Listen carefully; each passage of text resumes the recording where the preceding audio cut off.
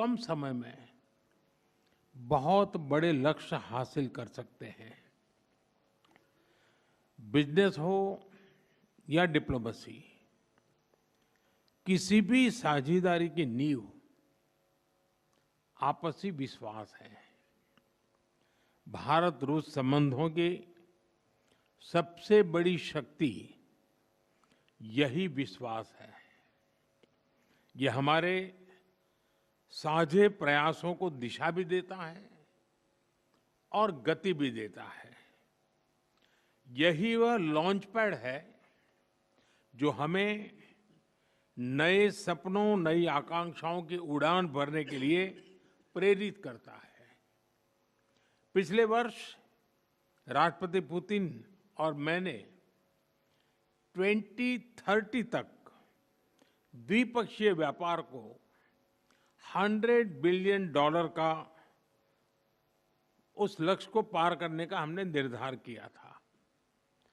लेकिन कल से मेरी जो राष्ट्रपति पुतिन से बात हो रही है और जिस प्रकार के पोटेंशियल नजर आ रहे हैं, मुझे नहीं लगता कि हमें 2030 तक इंतजार करना पड़ेगा। ये मैं साफ देख रहा हूं। हम उस लक्ष्य को समय से पहला पूरा करने के संकल्प के साथ आगे बढ़ रहे हैं और मेरा विश्वास बढ़ रहा है।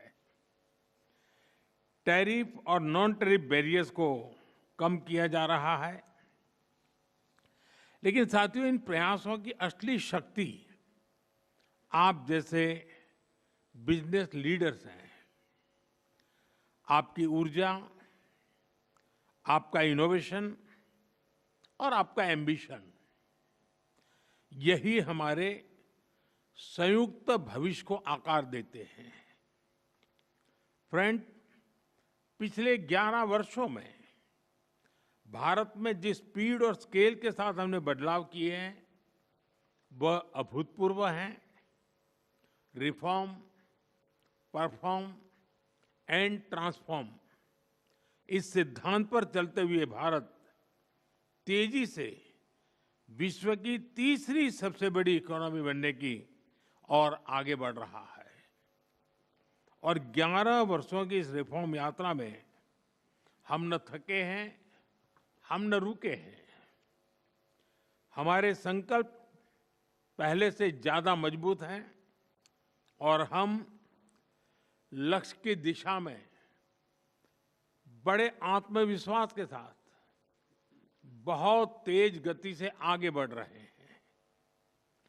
जीएसटी में नेक्स्ट जनरेशन रिफॉर्म और कंप्लायंसेस में कटौती, ऐसे कदम उठाए गए हैं ताकि ईज ऑफ डूइंग बिजनेस को बढ़ावा मिले। डिफेंस और स्पेस को प्राइवेट सेक्टर के लिए खोल दिया गया है। इससे इन सेक्टर्स में नए अवसर बने हैं। अब हम सिविल न्यूक्लियर सेक्टर में भी नई संभावनाओं के द्वार खोलने जा रहे हैं। यह केवल एडमिनिस्ट्रेटिव रिफॉर्म नहीं, बल्कि माइंडसेट रिफॉर्म्स हैं। इन रिफॉर्म्स के पीछे एक ही संकल्प है, विकसित भारत। फ्रेंड्स, कल और आज आपके बीच बहुत ही उपयोगी और सार्थक चर्चाएं हुई हैं।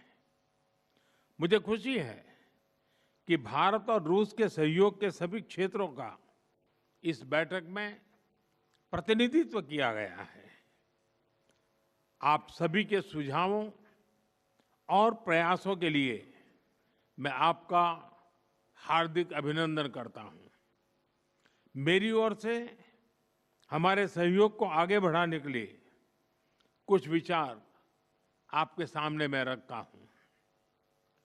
पहला, लॉजिस्टिक्स और कनेक्टिविटी के क्षेत्र में आज की बैठक में राष्ट्रपति पुतिन और मैंने हमारे कनेक्टिविटी के पूरे पोटेंशियल को रियलाइज करने पर बल दिया है। आईएनएसटीसी या तो फिर नॉर्दर्न सी रूट यानी चेन्नई व्लादिवोस्टोक कॉरिडोर, इन पर हम आगे बढ़ने के लिए प्रतिबद्ध हैं जल्द ही इस दिशा में प्रगति होगी। इससे ट्रांजिट टाइम घटेगा, कॉस्ट कम होगी और बिजनेस के लिए नए मार्केट्स खुलेंगे। डिजिटल टेक्नोलॉजी की ताकत के साथ हम कस्टम्स, लॉजिस्टिक्स और रेगुलेटरी सिस्टम को वर्चुअल ट्रेड कॉरिडोर से जोड़ सकते हैं। इससे कस्टम्स क्लियरेंस तेज होगा, पेपर वर्क घटेगा और कार्गो मूवमेंट अधिक सीमलेस बनेगा। दूसरा, मरीन प्रोडक्ट्स। हाल ही में रूस द्वारा भारत से डेयरी और मरीन प्रोडक्ट्स के निर्यात के लिए भारतीय कंपनियों की लिस्ट में विस्तार किया गया है। इससे भारत के एक्सपोर्टर्स के लिए नए अवसर बने हैं।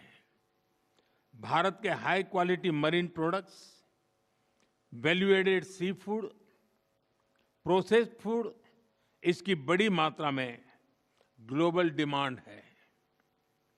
हम cold chain logistics, deep sea fishing और फिशिंग हार्बर्स के मॉडर्नाइजेशन में ज्वाइंट वेंचर और टेक्नोलॉजी पार्टनरशिप बना सकते हैं।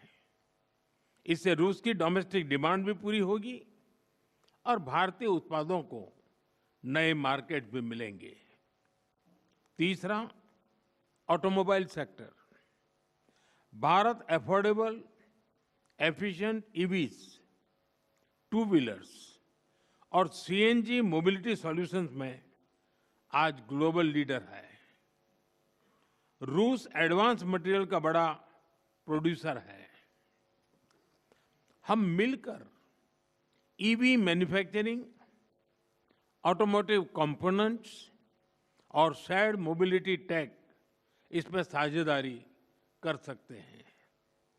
इससे हम न केवल अपनी जरूरतों को पूरा कर सकेंगे, बल्कि ग्लोबल साउथ, विशेषकर अफ्रीका के विकास में भी योगदान दे सकते हैं। चौथा, फार्मा। भारत आज विश्व भर में किफायती मूल्यों पर उच्चतम क्वालिटी की दवाइयां सप्लाई कर रहा है। इसलिए भारत को फार्मेसी ऑफ द वर्ल्ड भी कहा जाता है। हम दोनों मिलकर joint vaccine development, cancer therapies, radio pharmaceuticals और एपीआई सप्लाई चेन में सहयोग कर सकते हैं। इससे हेल्थ केयर सिक्योरिटी भी बढ़ेगी और नई इंडस्ट्रीज भी विकसित होगी। पांचवा, टेक्सटाइल।